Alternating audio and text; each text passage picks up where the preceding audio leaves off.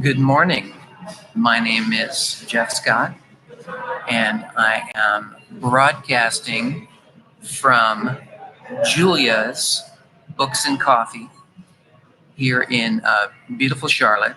I'm broadcasting on the YouTube channel and on my campaign page, the live page. Today, we do not have our Green Party candidate. He had the audacity to take advantage of the holiday week and take his family on vacation to the Outer Banks. Hope you're having a good time, Alan Smith, while I'm here doing all the hard work that candidates have to do. So if you come back with a good tan, it'll all have been worth it, but here I am. Again, we are at Julia's. It's part of the Restore Habitat for Humanity, hence the decor behind us, but we are not affiliated with the Restore or Habitat. Many of you know that I have been posting to my campaign page essays on various topics, including Dan Bishop, my Republican competitor, the issue of gerrymandering after the SCOTUS decision. And recently, I pushed out an essay on the student debt problem. So today, I want to take you through that essay. I want to talk about my idea, and I want to contrast it to the Republicans and the Democrats. I'm not really familiar with the Green Party's position on this, but when Alan is back, I'm sure he can talk about it. For now, one of the most important things for me is to make sure people understand the program that I've laid out. It can be a little technical, and we're going to avoid as much of that technical mumbo jumbo today as we possibly can. But I want to give people the broad outlines, and I want to address some questions that immediately appeared on my Facebook page. Some people did not react favorably to it, as can be expected on Facebook and other channels. So first, let me tell you that the student debt problem is a very serious one. There's $1.5 trillion in debt. Not all of it is bad. Many people are paying down their debts, or they're somehow refinancing their loans. But it is a bad bank problem. That is, the federal government, that is the U.S. taxpayers, are responsible for this money to the extent that students don't pay it down. So it is a liability. It's a drain on our resources. My plan, titled A Way Out of Student Debt, is a change in the way that we look at it. So I've got to convince people that they need to think about this problem in a slightly different way. The Democrats,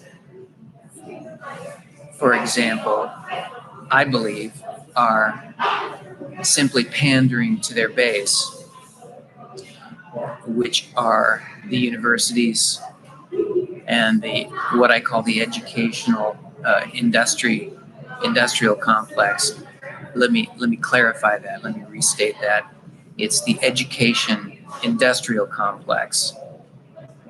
Many of you are familiar with the phrase military industrial complex, which involves many people in the military industry sowing fear about potential enemies abroad, the gap in our weapon systems, and so on.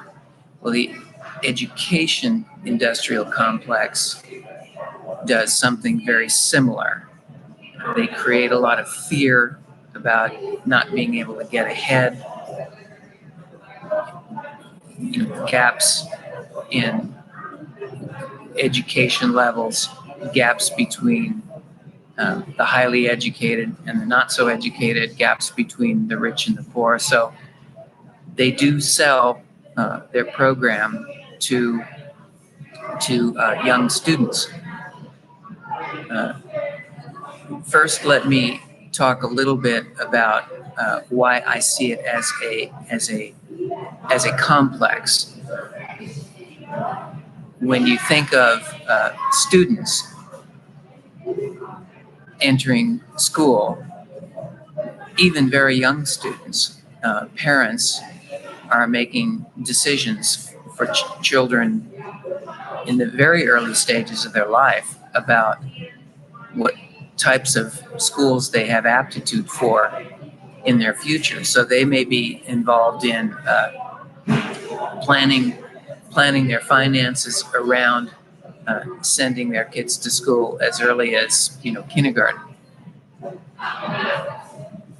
By the time a student is in high school and has a certain understanding of their aptitude, they're in school running a gauntlet of people who are assessing their aptitudes and talents and encouraging them to go to college. And college is pretty much the default track for many people who think that they need to go to college in order to survive in the world. Now, so leaving that aside for a moment, we know, just jumping ahead to the education, this financial crisis that we're talking about. We know that those types of promises that get implanted at that early age don't always turn out for the best. Some people aren't placed in the right spot. Some people don't have good experiences in college. They don't have good experiences after they graduate, and they feel as if they've been sold a bill of goods. To take one example, this isn't in my essay, but this was in one of the original versions, which got edited out. I did make the point that there are, for example, some law student graduates who have gone back to sue the law schools that they went to simply because those law schools exaggerated their graduation rates, or, well, now I can't quite remember. They're either exaggerated their ability to place graduates with some of the law firms. That's clearly a promise that was not kept. That clearly is an example of bad marketing material, bad information, perhaps persuading people to do things they otherwise wouldn't do. So I think the Democrats are right in the respect that a lot of people were lured, whether it's through marketing or through groupthink or whatever you want to call it. They were lured down this path to take out more money than they could use effectively. To take out, let me clarify that, to take out a lot of money in order to chase their dream. Now, as an aside, let me point out that my own kids went through school and had a somewhat difficult time. I had a mixed time. I had a great time in college. High school was a bit rocky, but I have come out of this as a believer in lifelong education. So no one is questioning the validity and the value of education and lifelong education, college education, the appropriateness of getting degrees and the appropriateness of working through very fine institutions in order to get credentialed and move on. However, we do have this big lending problem. So students were lent money and their promises were not fulfilled. So the question is, how did we get to this point and what's the solution? Again, going back to the Democrats, they are the presidential primary candidates, are pandering as primary races go.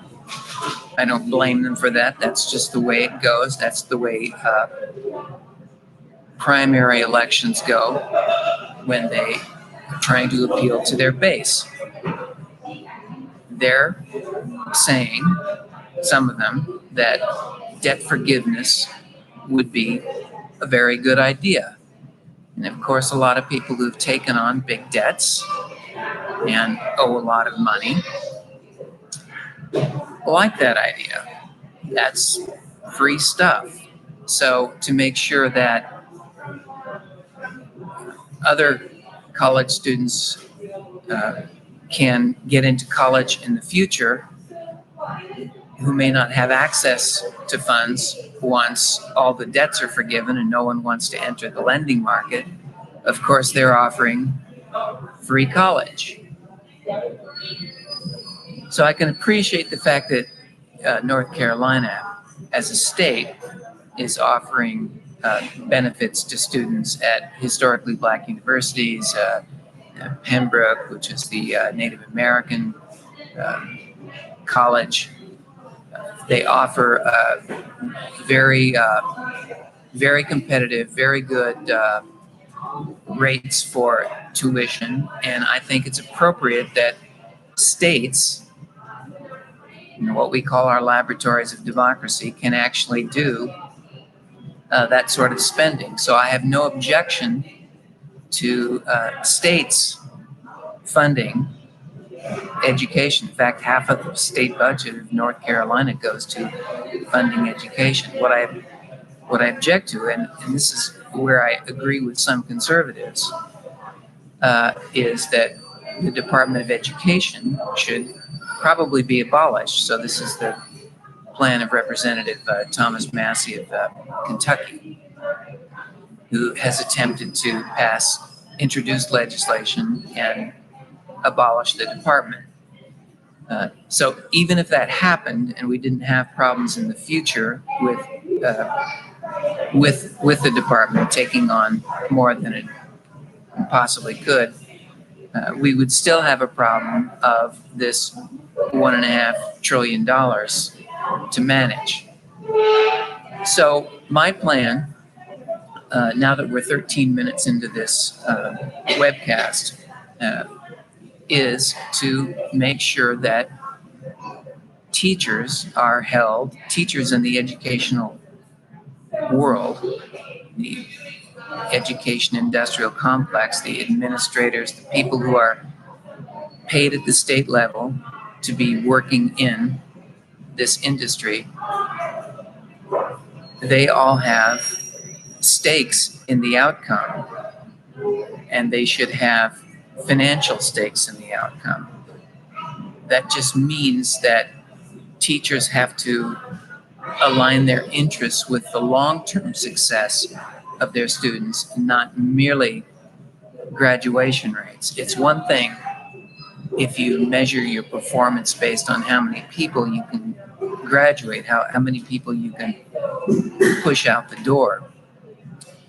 But in the long run, that doesn't really matter, because what matters is whether people had a good education, they continue to be dynamic players in in the economy. They can pay back the loans they've taken out. They can ultimately justify the fact that they devoted a lot of time and a lot of effort, especially if you're a doctor. Clearly, it takes a long time to complete your education. But teachers, again, have an incentive problem. They would like to get graduates out the door, but after that, their concern is not as great. So what I'm trying to do is let me clarify that. What I'm trying to suggest is that teachers' interests need to be aligned with their graduates' interests. So if you think of the student as simply as a consumer of education, again, going through this, this institutional setup from parents working with financial planners, working with high school administrators and counselors, then working with colleges to find the best place, then working with other more advanced financial planning, then taking out money with the prospect that all of this effort will pay off in the economy for the student and for everybody. If you think of that problem, the teachers and the educational establishment, their job ends at graduation. What I want to do is make sure their job does not end at graduation. We want to change the way that they make promises to students. So right now, you could say, and I'm not saying this, I'm making a point about predatory lending. You could say, because I know a lot of students feel this way, a lot of students feel with some justification that they were led down a garden path. So I don't agree with conservative austerity. I don't believe that this is all purely personal responsibility. After all, a lot of people signed those loan papers when they were very young and very naive.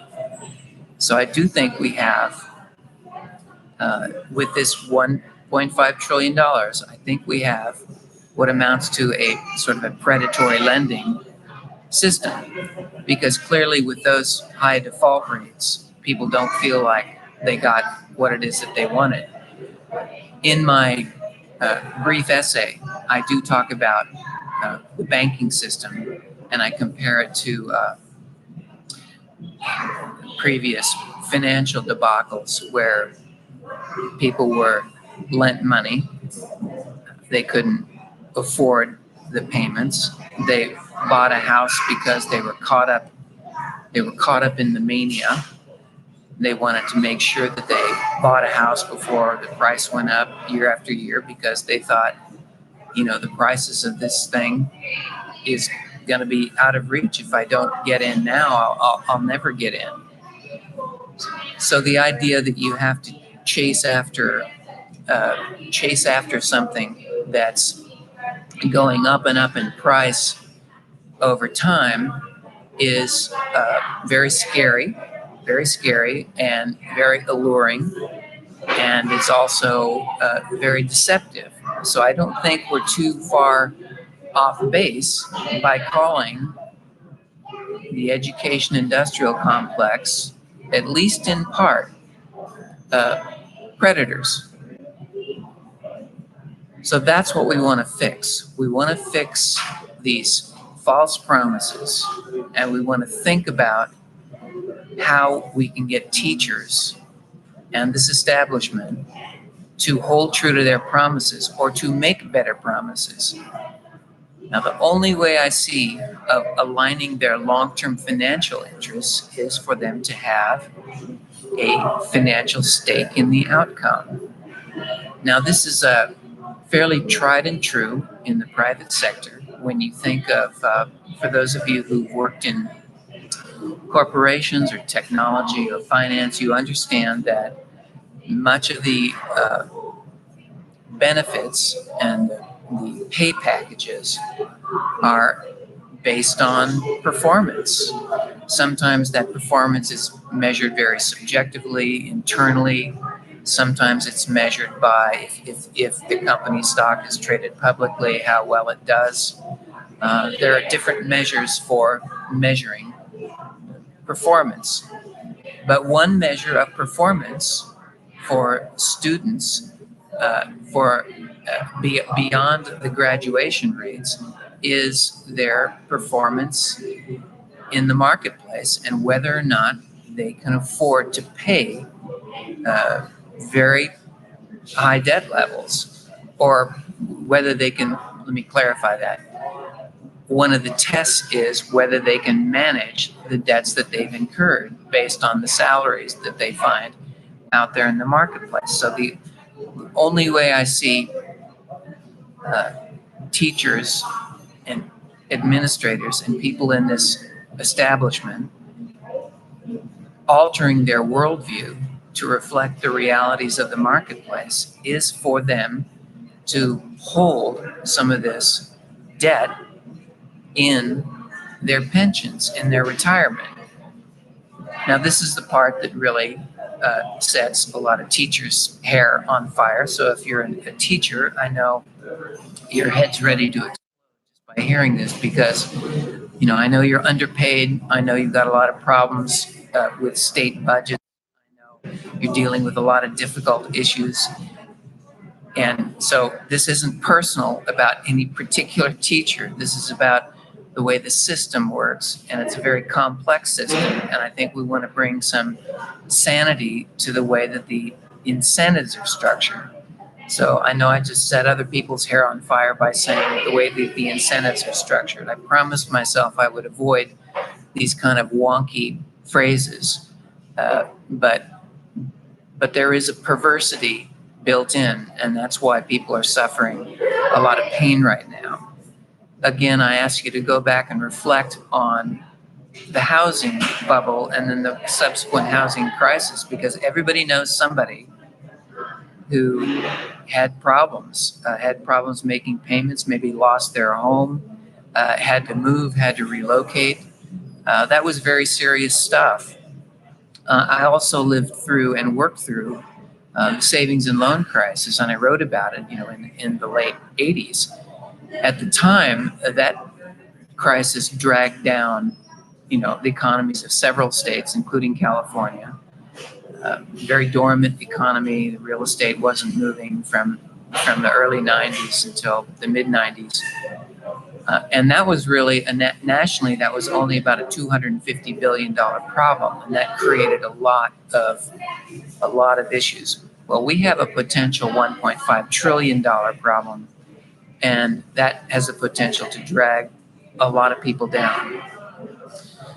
People are already being dragged down. We know that high debt that can't be extinguished in bankruptcy court, high debt that can't be refinanced, high debt that must be paid down and can't be restructured, is a burden on young working families. And it's that affects me personally. I've got children, so we're all concerned about household formation in the future. So no one wants to see this dagger in the heart of the American middle class. So punitive debt levels are terrible. And I understand liberals, I understand Democrats when they say this is a very horrible thing. I just don't think debt relief is the solution. And I don't think free college, throwing good money after bad by taxpayers, is a solution either. But nor do I believe the conservatives that austerity, tough love, suck it up, pay your bills, learn your lesson. I don't think that's an answer either. I think the best vehicle for managing this problem is simply having the educators themselves hold the debt so that their pay, their long-term uh, their long-term retirement benefits are in fact tied to their performance. So just to give you a brief example as we head to the end, we're at minute 25 and I want to make sure we keep this under 30 minutes. And again, I'm happy to answer more technical questions, especially if you've got a background in finance, pensions, banking, investment management. I am interested in hearing from you because this is a difficult issue, but I think the principles are sound. So, state of North Carolina has roughly a $100 billion pension for state workers, many of whom are clearly teachers and educators. North Carolina, on average, a student who has a loan, the average is about $25,000, I think, overall debt for North Carolina. Their portion of this 1.5 trillion is about 35 billion. So there are different ways to tackle this. We could, for example, replace, if you think of that 100 billion in the state pension fund as something that can absorb different types of assets, we can ask the state through its investment management firm to buy, say, $5 billion a year for 7 years. That's 35 billion. So over a 7-year period, BlackRock, the investment management firm, could buy this debt, and the state pension fund could manage it. Now, I know this raises an amazing number of legal questions about how money gets managed, how loans are dealt with, whether they're restructured, how to deal with defaults, and all that sort of stuff. Believe me, financial firms can do this sort of thing. So it's not complicated once you make the decision that the state itself and the retirement funds that are serviced for it, in other words, the investment managers who manage these retirement benefits, once they start absorbing those loans in batches, teachers under different circumstances will be able to opt in and essentially own a piece of the student debt portfolio. So I don't want to get, again, too complicated on this particular topic. I do want to say that, in summary, as we go into the last minute here, that I have a different way of thinking about this problem. It is a complex financial problem. It is borderline crisis now because a lot of people aren't paying. Default rates are high. Debt rates are high. So this is a real live burden right now. The Democrats know this. They are tapped in. They understand their audience. They understand their voters base. They know what is appealing to young voters and universities. They are saying they want to offer free college. They want to take this burden out. They also want to have a debt jubilee. They simply want to forgive the debt. Republicans offering austerity, believe me, they are going nowhere on this topic. So my solution splits the difference. I hope you'll go to my Facebook page, read the essay. We're going to be producing a longer essay with questions and answers. So we're looking very seriously at your comments. In one sense, I think this is an extremely practical idea, and I'm surprised that no one's thought of it. But here I am. I'm the guinea pig. I'm the canary in the coal mine. So I'm putting this idea out there, and it's going to make a lot of people angry.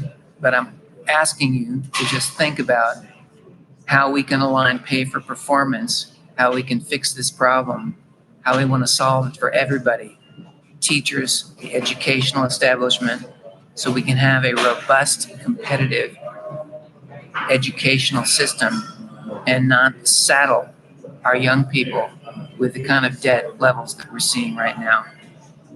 Thank you very much for listening. If you've stayed on this time, we're in 30 minutes. I'm going to wrap up. Alan will be here next week. We'll probably be talking about the military industrial complex, because that's a 30-minute topic too. Again, thank you for listening. I look forward to your comments on both Facebook, on my campaign page, and here on YouTube, which is, we've only just gotten started. So best to go on Facebook, my campaign page there. Thank you.